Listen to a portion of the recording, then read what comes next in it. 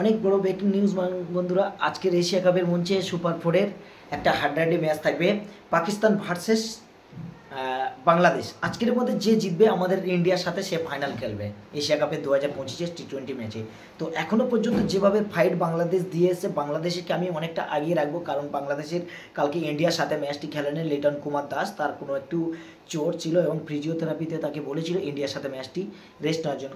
তারা আগে থেকেই বুঝে গিয়েছিল, কারণ ইন্ডিয়ার সাথে কোনো মতে ম্যাচটা জেতা সম্ভব না, যার জন্য লিটন কুমার দাসকে তারা রেস্ট দিয়েছিল। তো বাংলাদেশ যত স্বার্থেও খুব ভালো ক্রিকেট খেলেছে। সাইদ হাসান খুব অসাধারণ ক্রিকেট খেলছে, বাংলাদেশের প্লেয়ার সাইদ হাসান খুব অসাধারণ ক্রিকেট খেলছে। তার সাথে তৈদ হৃদয় খুব ভালো ক্রিকেট খেলছে, এমনও ভালো ক্রিকেট খেলছে মোটামুটি। তো বাদবাকি যেসব ক্রিকেটার আছে, মুস্তাফিজুর রহমান এবং জাকির আলী এবং তানজিম আশরাফ সাকিব, বাংলাদেশের এভরিওয়ান প্লেয়ার অলরেডি খুব ভালো ক্রিকেটটা খেলছে এশিয়া কাপের মঞ্চে।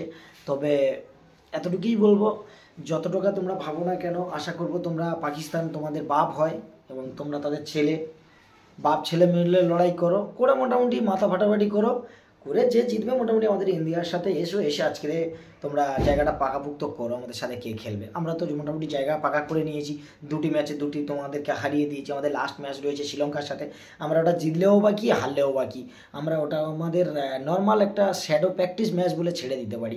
বাট আজকে দেখা যাক, ভারতীয় টাইম অনুযায়ী সন্ধ্যা 8টা থেকে শুরু হবে বাংলাদেশ ভার্সেস পাকিস্তানের মধ্যে। যে জয়লাভ করবে সে মোটামুটি আমাদের ইন্ডিয়ার সাথে খেলবে। তো বন্ধুরা, মোটামুটি চ্যানেলটা সাবস্ক্রাইব করে দেবেন এবং ফলো করবেন। ভিডিওটা ভালো লাগে একটা শেয়ার করে দেবেন। তো আজকে আমি অনেকটা আগিয়ে রাখছি পাকিস্তানকে, কিন্তু বাংলাদেশ ভালো ক্রিকেট খেললেও আমার এটা 100% কেন জানি না মনে হচ্ছে ইন্ডিয়ার সাথে আবার 28 তারিখে সেপ্টেম্বরের আমরা দেখতে পাচ্ছি আমাদের চিরপ্রতিদ্বন্দ্বী দেশ পাকিস্তানকে আমরা পাবো, কিন্তু আমরা পাকিস্তানকে গলা টিপে শেষ করে দেবো, কারণ পাকিস্তানের সেই মানের কোয়ালিটিফুল প্লেয়ার নেই। সেই মাপের কোয়ালিটিফুলের প্লেয়ার পাকিস্তান ক্রিকেটে এই মুহূর্তে নেই। বড় বড় বাতলা ঝাড়তে পারে ভাই, অ্যাটলিস্ট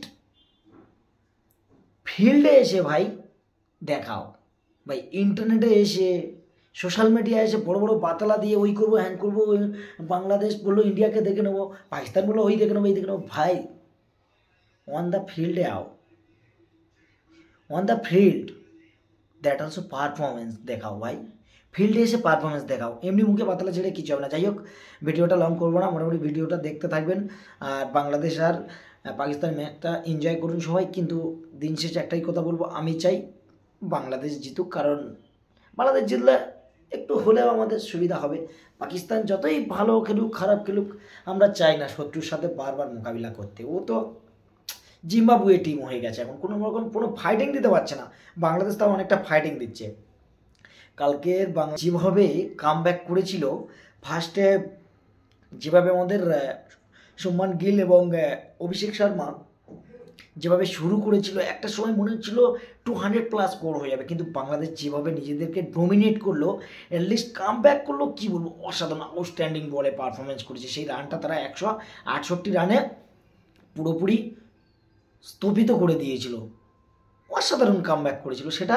ওইটা যদি কালকে পাকিস্তানের বোলাররা হতো, আমি 100% বলতে পারি পাকিস্তানের বোলাররা 200 ক্রস করে ফেলতো।